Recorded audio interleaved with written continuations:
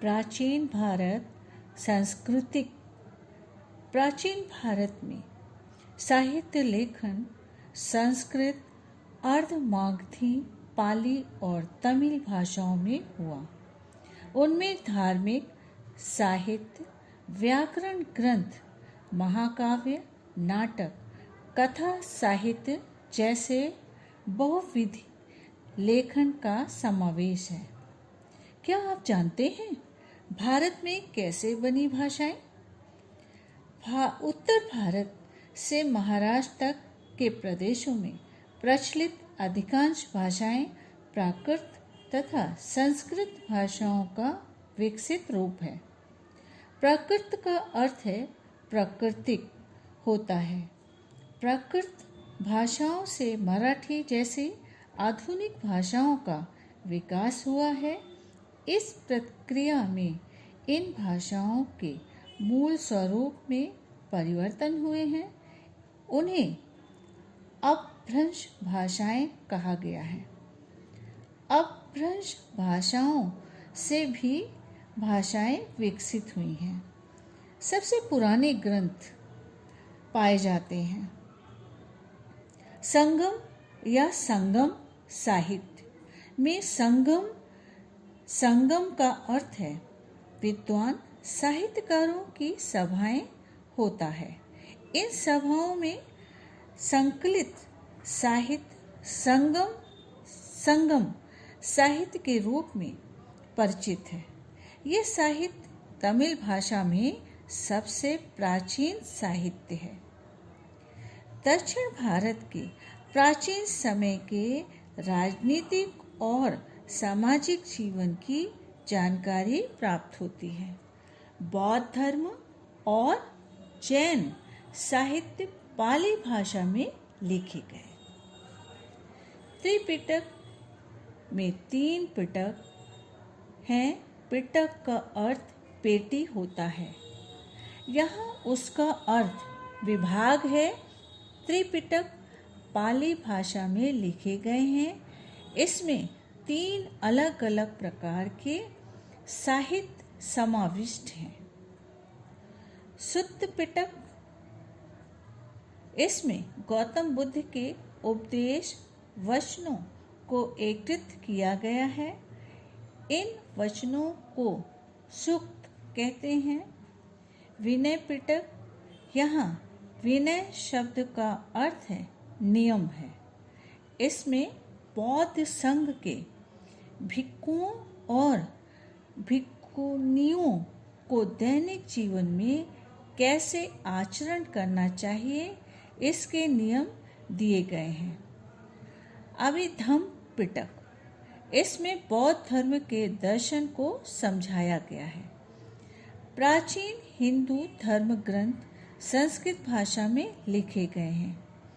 हिंदुओं का पवित्र ग्रंथ भगवत गीता महाभारत ही एक अंग है।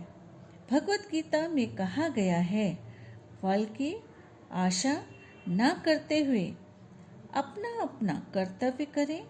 इसमें यह भी बताया गया है कि ईश्वर की भक्ति का मार्ग सबके लिए मुक्त है। 18वीं शताब्दी में शंकराचार्य हुए। उन्होंने ज्ञान और वैराग्य जैसी बातों पर प्रबल दिया। साथ ही उपनिवेशों, ब्रह्म सूत्रों और भगवत गीता ग्रंथों पर भाष्य लिखकर उनका अर्थ स्पष्ट किया। प्राचीन भारत के रामायण और महाभारत 2 आर्ष महाकाव्य हैं। आर्ष का अर्थ ऋषियों द्वारा रचित गई रचना। वाल्मीकि द्वारा रचा गया है। रामायण की कथा के नायक श्री राम हैं। महाभारत महाकाव्य व्यास ऋषि द्वारा रचा गया। कौरव और पांडव के बीच यह युद्ध महाभारत का विषय है। इस महाकाव्य में श्री कृष्ण के चरित्र का वर्णन किया गया है। इसी तरह संस्कृत में धर्म के अलावा दूसरे नियम विषयों पर भी लिखा गया है। कौटिल्य के अर्थशास्त्र ग्रंथ लिखा। उत्तम शासन व्यवस्था कैसी होनी चाहिए, इसका विस्तृत विचार विमर्श कौटिल्य ने इस ग्रंथ में किया। इसके साथ ही पाणिनि और उनके बाद पतंजलि ने व्याकरण पर ग्रंथ लिखे। संस्कृत में महाकाव्य, नाटक और कथा साहित्य लिखने की परंपरा रही। कालिदास के महाकाव्य रघुवंश और कुमार संभव और उनके नाटक अभिज्ञान शाकुंतल प्रसिद्ध है। कथाओं में विष्णु शर्मा का पंचतंत्र और बौद्ध जातक कथाएं लोकप्रिय हैं। जनजीवन प्राचीन भारत में सुदूर देशों से व्यापार होता था। श्रेणी नाम के कारीगरों और व्यापारियों के संगठन थे।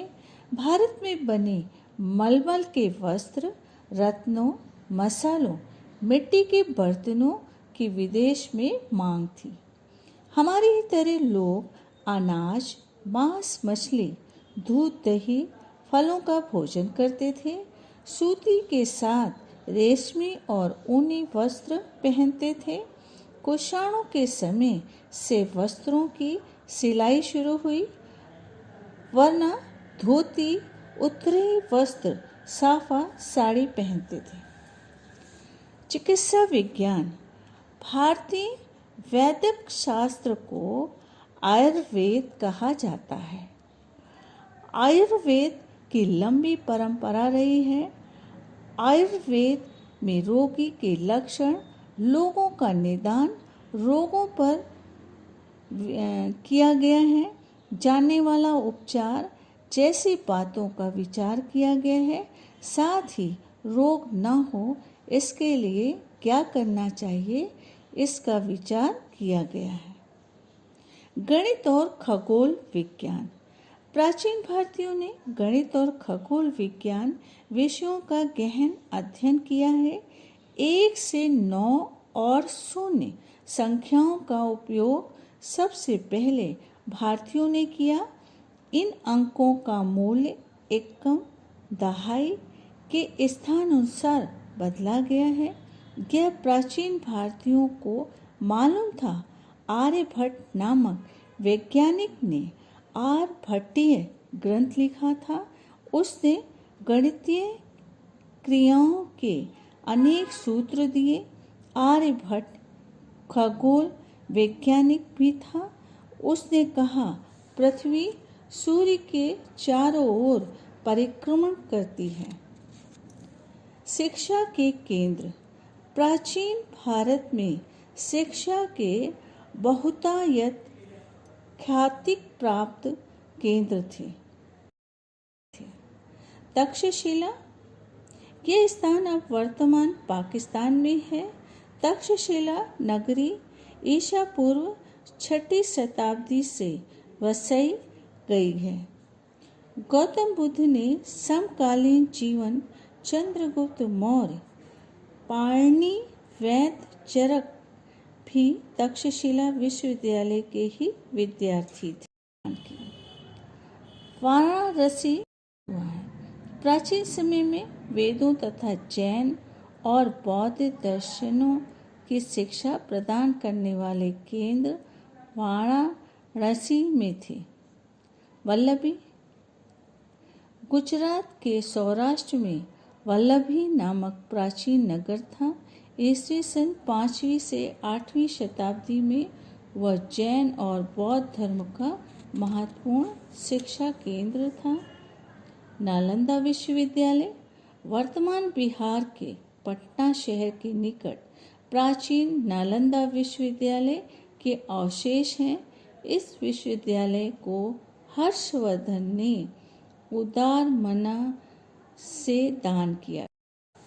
विक्रमशिला विश्वविद्यालय वर्तमान बिहार के भागलपुर के निकट विक्रमशिला विश्वविद्यालय था। कांची पल्लव राज्य सत्ता के समय में ईस्वी सन 6ठी शताब्दी वर्तमान तमिलनाडु में कांची शहर शिक्षा का महत्वपूर्ण केंद्र था। वहाँ वैदिक, जैन और बौद्ध ग्रंथों का अध्ययन और अध्यापन किया जाता था। स्थापत्य और कला मौर्य और गुप्त के कार्यकाल में भारतीय स्थापत्य कला का विकास चरम सीमा पर था। सम्राट अशोक द्वारा विभिन्न स्थानों पर निर्मित पाषाण के स्तंभ भारतीय शिल्पकला के उत्तम उदाहरण हैं। सांची के स्तूप तथा उदयगिरी, खंडगिरी, कार्ले, नासिक, अजंता, अलोरा आदि स्थानों पर निर्मित गुफाओं के माध्यम से ही परंपरा अधिक विकसित हो गई है। यह दिखाई देता है गुप्त